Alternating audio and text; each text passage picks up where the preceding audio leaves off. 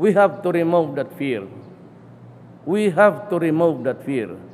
Let us transfer that fear in the hearts of the criminals. Kaya kayong mga kriminal, huwag kayong magpasakay-sakay ng boss. Baka hold upin kayo ng pulis.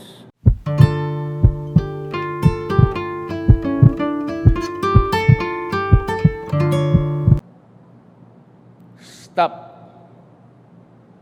You place yourself in jeopardy of going to prison.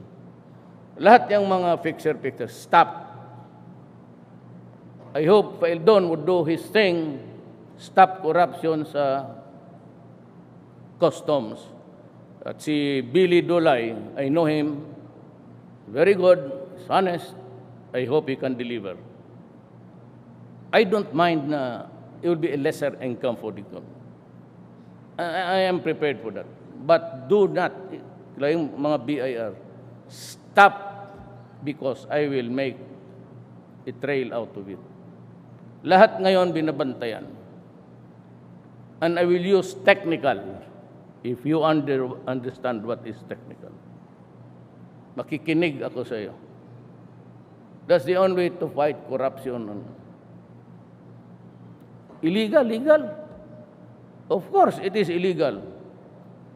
Only when I present the evidence in court. Pag hindi ko present yung evidence sa korte, ayaw kita ipakulong, patayin kita, di wala. Tabla rin. Mahirap kasi yung gano'n. Siguro, pati terorista, that is our problem. The coming serious problem of the country, terrorism. We have to beef up the police. I need about 3,000 men more. There are problems of the country that are confronting us eyeball to eyeball. I cannot move. I have to bide my time because I need equipments. The things that I saw na wala dito, which I cannot discuss with you, but which I can discuss with the military and the police. Panahon na, I am sure that this is a time for, landing softly. Kayong nabubuhay dyan with the extra frills or ang sweldo mo, perdi mo lang yan kasi mayroon kang kinikita. Well, this time, we have to learn how to live frugally and tone down. If you are used to buying cars for everybody in the family, well, I'm sorry. Do not do that because I will, the lifestyle checks would be all the year round. And I would know from your garage kung tignan ko kung ilan ang kotse mo. Ganon. I'm sorry I have to say this in public, in front. But before I forget, I'd like to congratulate and my salute to the Philippine Air Force on their 69th anniversary. I have seen you in action. I've been mayor for 23 years. We did a lot of things together. Yung iba na retire na, yung iba nandyan pa. Sabagay kayong, those of you who have observed me close, na maintindihan na ninyo ako. These are the things I cannot really swallow. And there are things which I cannot swallow until now, but I cannot move because nanghingi lang ako ng timing. So, lahat ito kasi kailangan natin. More than at any other time, ganon din announce ko, na kailangan ninyo tumulong sa bayan. I am sure that kayong mga security forces, you will have all the things that you need. I will see to that. Lahat kailangan. We will acquire more helicopters and night vision capability. Yan ang nag-hamper. If I have that, then we can improve our performance. Good that we are talking to the Communist Party of the Philippines. Doing well, and we hope to have a firm agreement by the end of the year if Sison would come home. I am ready to give him a safe conduct pass. And yung Tiamson spouses, pati si Halandone, I am not ready to release everybody. Only after the success of the talks, if there's one coming our way, bago ko sila i-release all. Then we can grant amnesty, but they have to lay down their arms. Mindanao, we have so many protracted wars there. I am talking to the MILF. I've been communicating with Noor. Maybe I will go to Hulo and talk to him before we formally agree to talk officially.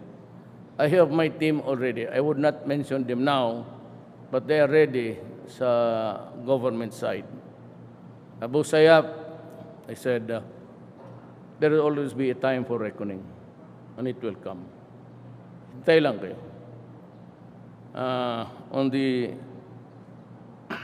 West Philippine Sea, we remain optimistic that the judgment will be in our favor. And if it's not, then we will accept it as part of a country who honors international commitments, that is by the UNCLOS. If it's favorable to us, let's stop. We are not prepared to go to war. War is a dirty word now, but we will proceed accordingly after we shall have the copy of the arbitral judgment. We will always decide for the greater interest of our country. In the meantime, we are just hopeful for that. So again, I repeat, the drive against crime, criminality, and drugs will continue. Pati yung mga, do not so much focus on, I'm reminding the police, focus on yung mga drugs lang. Do not forget sa bagay naglipatan na lahat itong kidnap for ransom, murder for hire. Huwag ninyong palusutin yan. Pero pang iba, nag-shift na lahat because ang drugs, mura, madali itago at pera kaagad. I said, I gave everybody, every general, I think, of the Armed Forces of the Philippines, meron silang kopya yung kay Ian Grillo. He's the guy who wrote about the sad state of South America and those countries who fall into narco-politics. If not interdicted, itong droga na ito, especially retired General Vicente Luot of Class 82, PMH siguro to. He's now the mayor of a municipality. Narco-politics yan. And a host of other cities na hindi na-validate ng... Gusto ko kasi yung validated talaga. Itong sa ibang lugar pumunta tatanong talaga ako. I go there and ask. I hope that we would have a brighter tomorrow, our children safe from being harmed. Itong mga kriminal, baski saan, mga Pandakan, mga Santa Ana, Tondo, the criminals have hijacked. They have taken over the public streets and public places. Ang ating mga anak, hindi na sila makapasyal. And every time nagsasakay ng bus, yung mga anak natin na hindi naman lahat mayaman nagpapawis na yung kamay and they are under stress because hold up. We have to remove that fear. We have to remove that fear. Let us transfer that fear in the hearts of the criminals. Kaya kayong mga kriminal, huwag kayong magpasakay-sakay ng bus. Baka hold upin kayo ng pulis. Kayong mga kidnappers, huwag kayong makidnap kasi maabutan kayo ng tactical team ng Air Force, baka kayo ang makidnap. Na ngayon, pahingian ka ng pera, wala kang pera.